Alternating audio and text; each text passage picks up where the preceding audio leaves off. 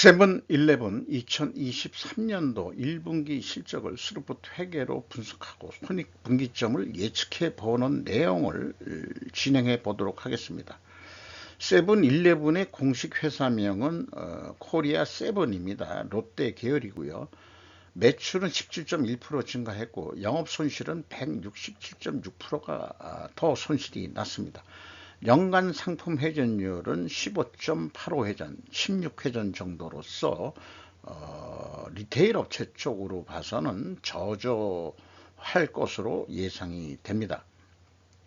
이 첫 대문을 약간 바꾸면서 이 대문을 소개하는 건데요. 이거 스루풋 회계의 핵심적인 것을 다시 한번 좀 강조해 보고자 합니다.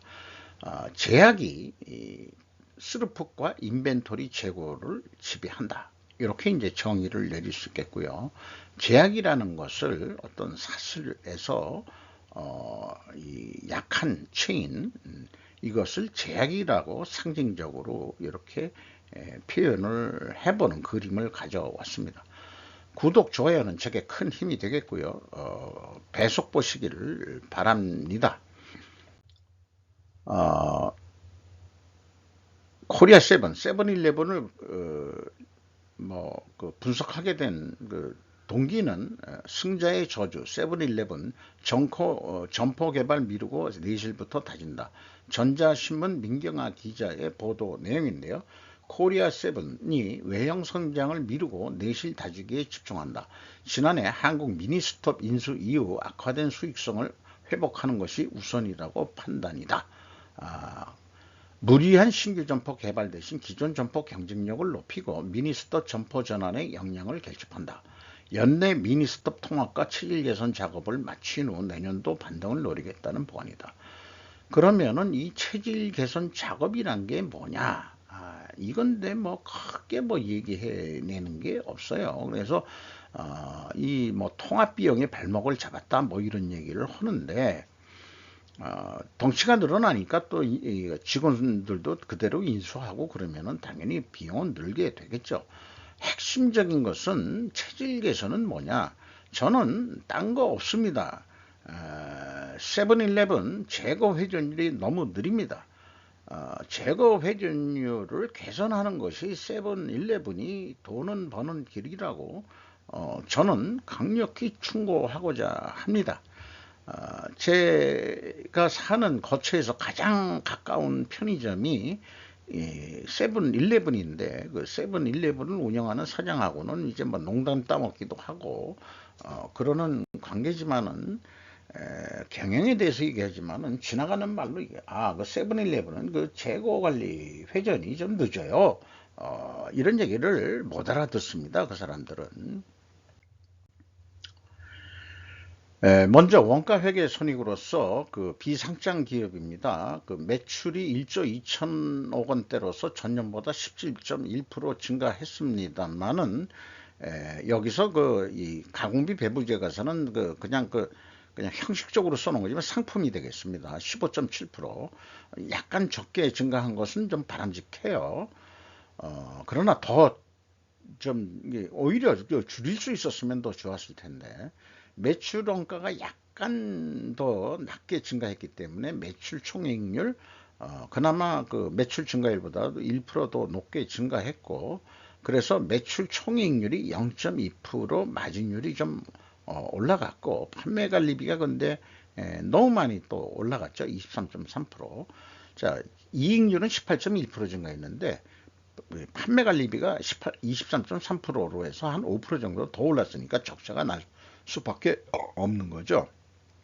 영업손실 211억 원으로서 전년보다 172%나 영업손실이 확대됐습니다.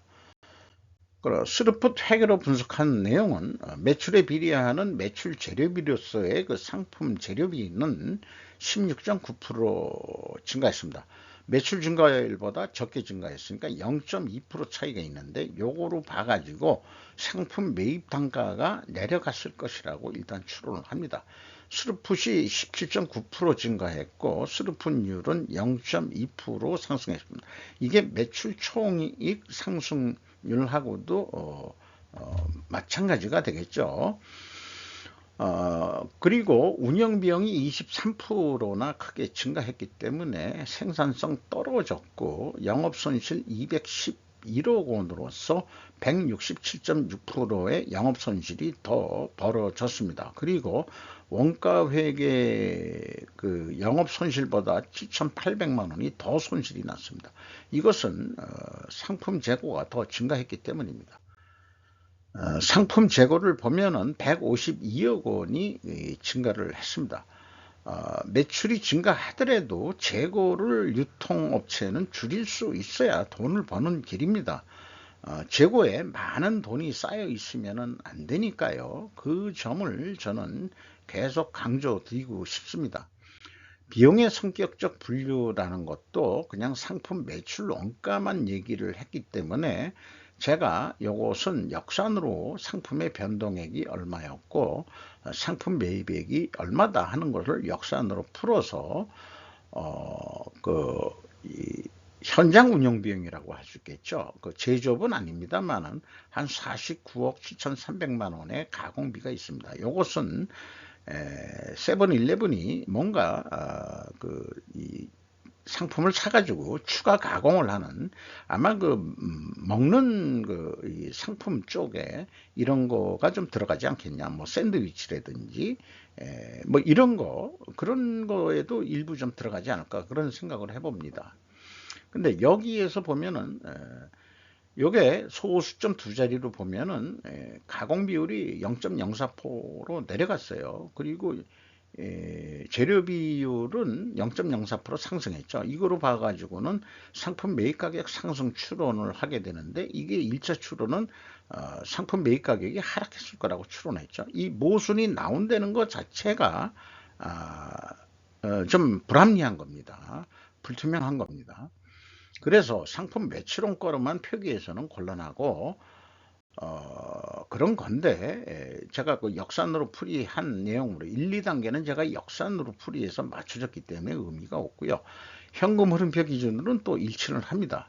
그래서 이 상품 매출원가의 투명성은 비성분 자체에서 구분을 안 하고 공시를 했기 때문에 검증하기 어렵다고 말씀드릴 수 있겠습니다.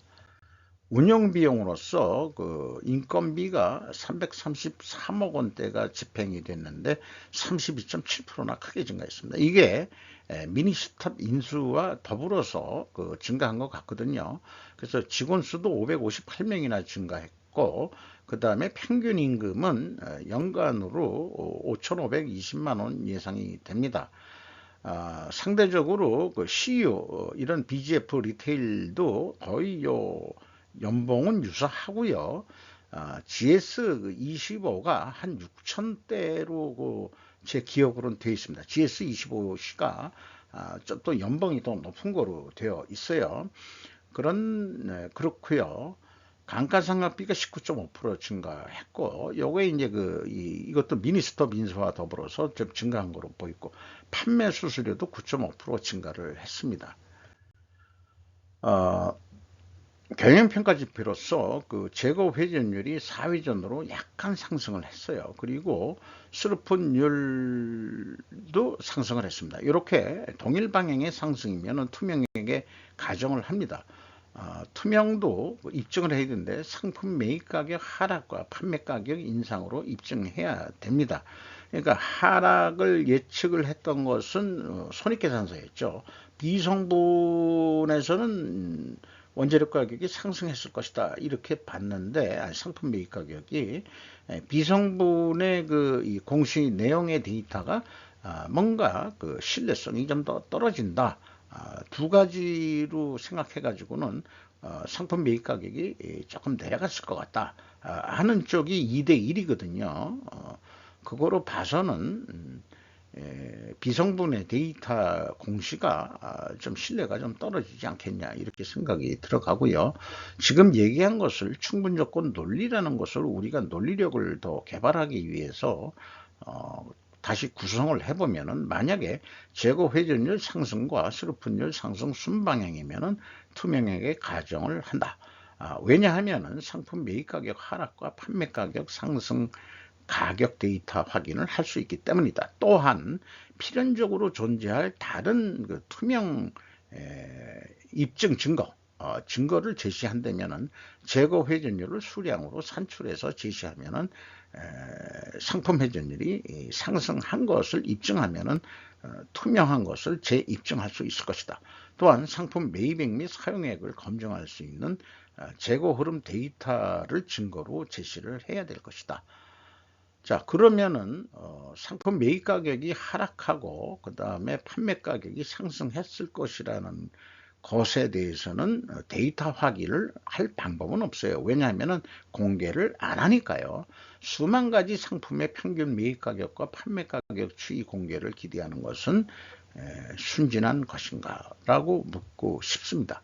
자, 손익분기점을 예측해 보면은 5조 원은 해야 한 132억 원, 그때 재고가 15% 정도 증가하는 거로 봤을 때 그렇습니다. 그런데 그 5% 정도 더 노력을 한다 그러면은 뭐 5조 2,500억 원을 해가지고 913억 정도 이익을 낼 수 있을 거다 이렇게 예측하는데, 거꾸로 재고를 15% 줄인다면은 적자 391억 원으로 계속 될 것입니다. 자, 그러면은 재고를 줄일 수도 없고 그럴까요? 아닙니다. 재고 줄여야 됩니다. 재고 줄이면은 매출이 더 늘어나게 되면은 손익분기점을 뛰어넘을 수 있을 거라는 그런 사고방식을 갖는 것이 스루프트 회계인데요. 실적 가지고 단순 비교를 하면은 그 4조 8,500억 분이 나오질 않습니다. 이대로 간다면은 적자 923억 원이나 나오게 되어 있을 것 같아요. 그러면은 이것을 어떻게 흑자로 돌게 할 거냐? 그러면 예상 회전율이 16회전으로 2회전만 더 해보자. 2회전, 18회전. 1년에 그 유통업체가 18회전 한다 그러면 잘하는 것도 아니에요. CU는 52회전을 합니다. 13.5%만 더 노력을 해보자. 왜 그러냐? 요거를 어떤 판매 단가로 얘기한다면은 원가 회계는 500만 원으로 하는데 485면 15만 원 싸면은 또 매출을 일으킬 수 있는 거 아니겠느냐? 라고 주장해가지고 다시 100만 원 단으로 환원하면은 5조 5천억을 하면은 510억 원의 영업이익을 낼 수 있을 것이다라고 저는 믿습니다. 자, 이런 그 예측은 어떤 그 카테고리에 들어갔냐 그러면은 원가 회계상 재고의 증가는 매출원가를 감소시켜서 영업이익이 더 나오게 만드는데, 이 판매가가 5조 원으로 크게 높게 나오죠. 500만 원으로 원 단위로 하면은. 그런데 스루프트 회계에는 영업이익이 더 감소했죠. 크게 가공비가 좀 차이는 크진 않습니다만은 또 판매가가 낮게 나오게 만듭니다. 그래서 이 스루프트 회계는 인플레이션 완화 효과도 있다. 재고 증가할 때에는 그렇게 재고 증가분을 원가 회계 쪽은 소비자한테 덤탱이를 씌우는 거죠. 그러나 스루프트 회계는 재고가 증가하더라도 덤탱이를 안 세운다. 이렇게 이제 또 다르게 표현할 수 있지 않을까 생각합니다. 롯데지주가 93.66% 지분을 가지고 있고요. 그 다음에 신동빈 씨가 그 롯데지주의 13.04% 지분을 가지고 있습니다.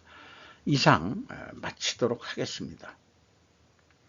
참고적으로 그 CU하고 그 다음에 GS25C는 상반기 결산 공시가 나오면은 아마 분석을 해서 소개할 계획입니다.